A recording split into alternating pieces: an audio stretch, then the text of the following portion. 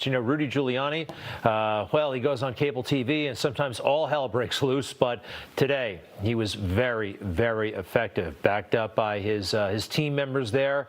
This is Rudy Giuliani today at RNC headquarters in Washington, D.C.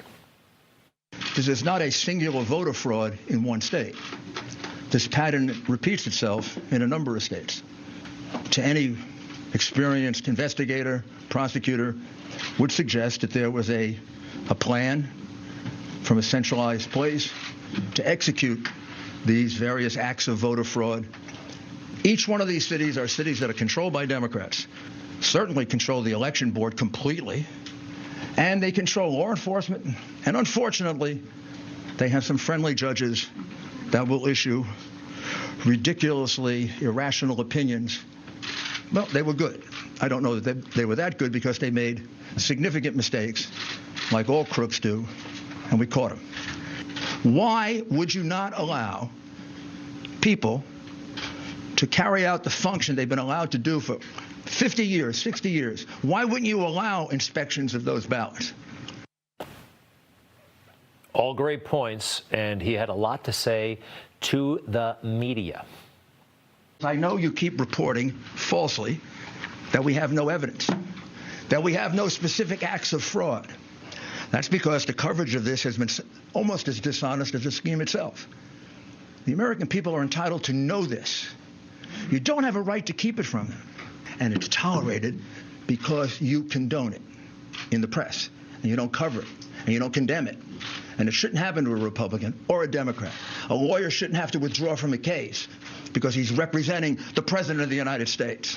4 affiants here, those are people who give affidavits, report an incident that under any other circumstances would have been on the front page of all your newspapers if it didn't involve the hatred that you have, the irrational, pathological hatred that you have for the president. That is inarguable. If you think back to the phony Russia investigation and everything they led with, breaking news for nothing. The treatment they're showing the president right now, it's ridiculous. And he summed up today very, very powerfully. More from Rudy Giuliani. We let Al Gore carry on an election dispute longer than this one has been going on for one state and for Chad's. This happened in Pennsylvania. It happened in Michigan. In Michigan and Wisconsin, we have overvotes in numerous precincts of 150%, 200%, and 300%. In fact, we have precincts in which 2 times the number of people who live there, including children, voted. That's absurd. If we let this happen, we're going to become Venezuela. Give us an opportunity to prove it in court, and we will. Overvotes, by the way. If you heard that phrase, not enough. When more people vote than are registered to vote in a particular county. He was extremely impressive. The mainstream media, despicable in their reaction. This was a serious press conference that went on for about 90 minutes. The media, wow, once again, they showed their true colors. They have neither the resources, the time, the inclination. They don't have anything. What they do have is attitude and sarcasm, and that's what they put on display today. I want to show you a tweet from Jonathan Karl. This is the head, the president of the White House Correspondents Association. You don't get more establishment journalists than this. This is what he said. Unfortunately, as Rudy begins to sweat, his hair coloring is streaking down the sides of his face. Some of the most interesting, shocking, troubling allegations, detailed. He's explaining what he can make public and what he can't. It would generate curiosity, shouldn't it, among a healthy press corps? Not this one. They just wrote it off because they're too invested in Donald Trump losing. If he wins, they lose big time. They may not be around for much longer if he wins. Listen to this. It has been a bad week for the Trump legal team that actually right now is holding a press conference that is so bananas we can't even bring it to you because it's just so full of BS. They're afraid to let the audience make that decision. Took it off, huh? Again, attitude. Oh, she got to say BS on TV. But this was possibly the most galling thing that I saw today, and a lot of others were taken aback. Fox News used to be an alternative. They consciously stepped away from what the mainstream media were doing. This is one of their White House reporters on the North Lawn of the White House today, and what she said about one of America's most illustrious prosecutors ever. Well, that was certainly a colorful news conference from Rudy Giuliani, but it was light on facts. So much of what he said was simply not true. He opened by making this really bold and baseless claim that a lot of this alleged nationwide voter fraud that he's referring to all came from one centralized place. It's bold and baseless because someone didn't go to her and knock on her door and show her, hey, here's the evidence. Whatever happened to pursuing leads? This is big. And for all of them to just dismiss it, especially Fox, the nerve that they have, the arrogance. This reporter, I think she was in nursery school back when Rudy Giuliani was breaking up the mob here in New York City, when he was busting insider trading rackets on Wall Street. And she's not impressed by the colorful news conference. I am not impressed with her, Fox News, or just about anybody else in the mainstream media these days. They are fighting desperately for their survival. Oh, a couple of other items that I found interesting. Rudy brought it up today. You know, Joe Biden did admit to a voter fraud scheme in the works just a couple of weeks ago before the election. He did. He said it out loud. We have put together, I think, the most extensive and inclusive voter fraud organization in the history of American politics. Is that just Joe being Joe? I mean, just another of his many gaffes, or is that a Freudian slip of some kind? I think he was telling the truth. How about Hillary Clinton? Remember this? Don't concede, Joe Biden, no matter what happens. Never, ever concede.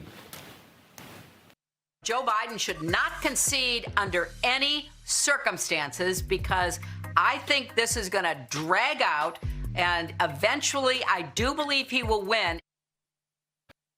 Eventually, I do believe he will win after we get all those ballots in there, the mail-in ballots, once they're counted. She just didn't think they'd be as successful in cheating as early as they were. Okay? That's what happened. Isn't it amazing that they give the president less respect in his legal maneuverings and challenges than they gave O.J. Simpson, an accused murderer?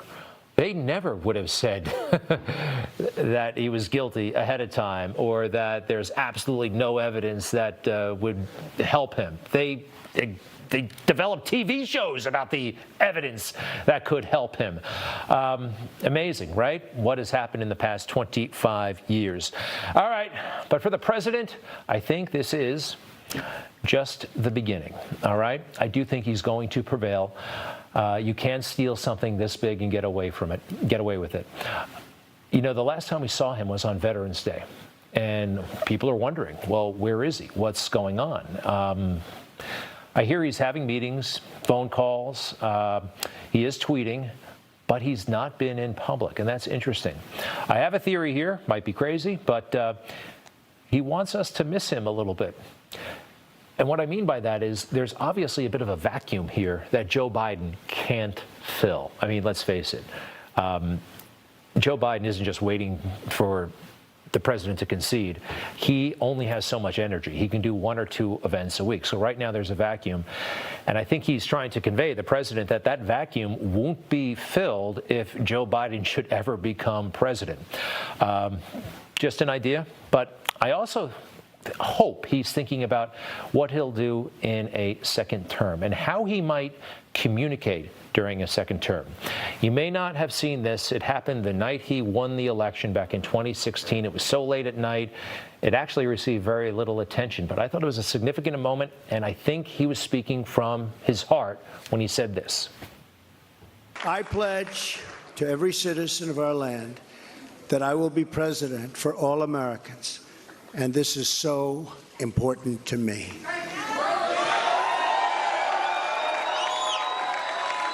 For those who have chosen not to support me in the past, of which there were a few people. I'm reaching out to you for your guidance and your help so that we can work together and unify our great country. And early in his presidency, there were signs that he could be that kind of unifier. I think this was his first State of the Union address. And there's somebody by the name of Van Jones. He used to work for Obama. Now he works at CNN and a bunch of other places. But even though he leans left, he does speak some truth from time to time. And this is how he reacted to the president's first major speech before Congress. Ryan died as he lived, a warrior and a hero, battling against terrorism and securing our nation.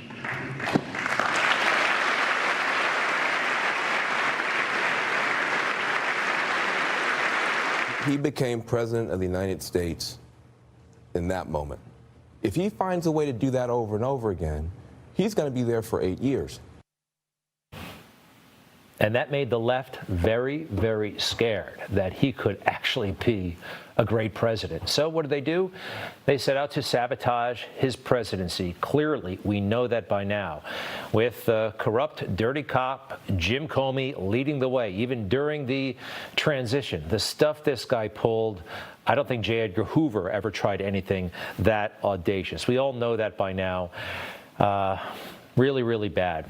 It's amazing that the president was able to get done what he got done with the whole Democrat media establishment coming at him. And how about those people?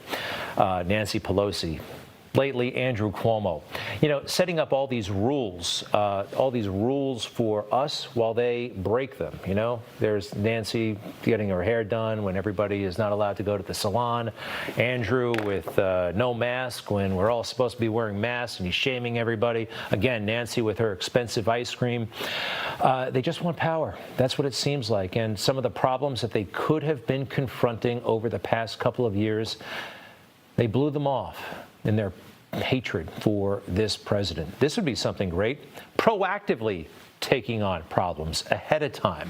I said during the impeachment last, January, February, whatever the next crisis is that will come our way, we're not talking about it right now. The 9/11 Commission actually warned about that Congress was getting so consumed with personal scandal, that kind of thing. One more thing.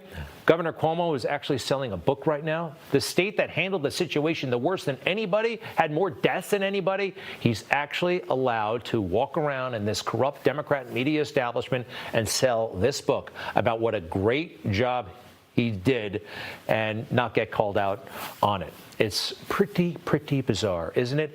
I think we should catch up real quick with Barack Obama. What's he up to? In Style magazine cover guy. Take a look at that picture, would you? Take it full. I think this kind of says it all, doesn't it? Have you ever seen anything as smug in your life? But really, for so many of them in the swamp, Democrat and Republican alike, this is what it's about. Power, fame, and money. And he got it all, didn't he? He got it all.